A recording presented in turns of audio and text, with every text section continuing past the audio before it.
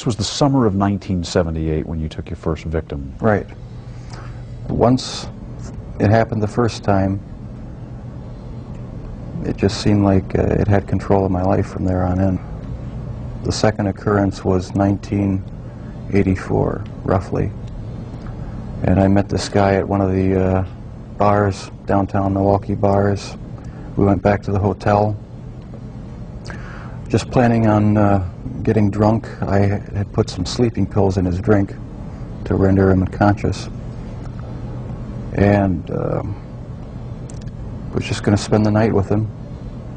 When I woke up in the morning, my forearms were bruised, and his chest was bruised, and blood was coming out of his mouth.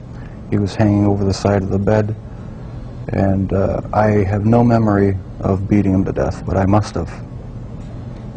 And that's when it all started again. And once it started again, you found it impossible to stop. Right, that's when the obsession went into full swing. Did you ever tell yourself, I have to stop this? I must stop doing this? Yes. When it was going on? After the second time, it seemed like the compulsion to do it was too strong, and I didn't even try to stop it after that.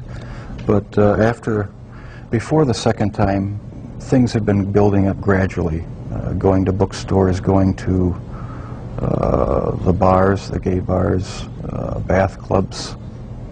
When that wasn't enough, buying sleeping pills and using it on various guys in the bath clubs.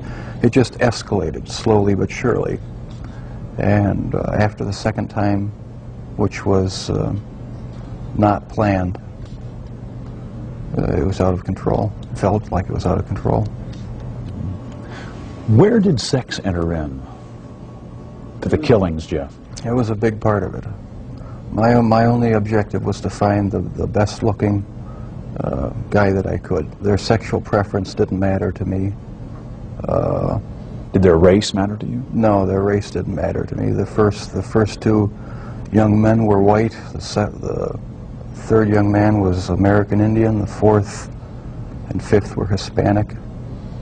So no, race had nothing to do with it. It was just their looks. Was there something sexual in the dismemberment of the bodies for you? As time went on, yes, I did get there was a sexual part to that. I started saving the skeletons and preserving other parts, and one thing led to another. It took more and more deviant type behaviors to satisfy my urges, and so it just spiraled out of control. Why the cannibalism? It made me feel like they were a permanent part of me. Besides the just mere curiosity of what it would be like, it made them feel that they were a part of me, and it gave me a sexual satisfaction to do that.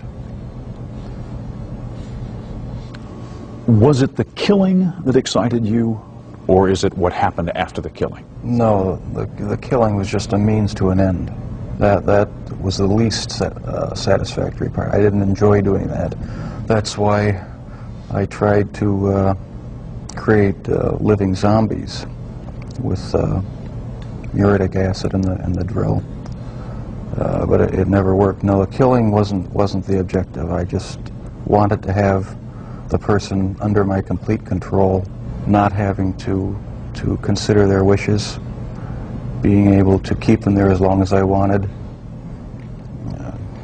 It's not easy to say that, but that's what the motive was. Where did that need for control come from?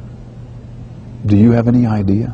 I don't know. Maybe I felt I had no control as a child or young adult, and that got mixed in with my sexuality, and I ended up doing what I did was my way of feeling in complete control, at least for that situation.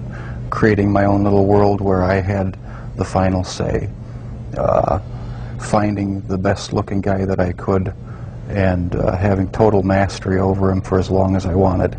Lust played a big part of it, controlling lust. That was the motive right there.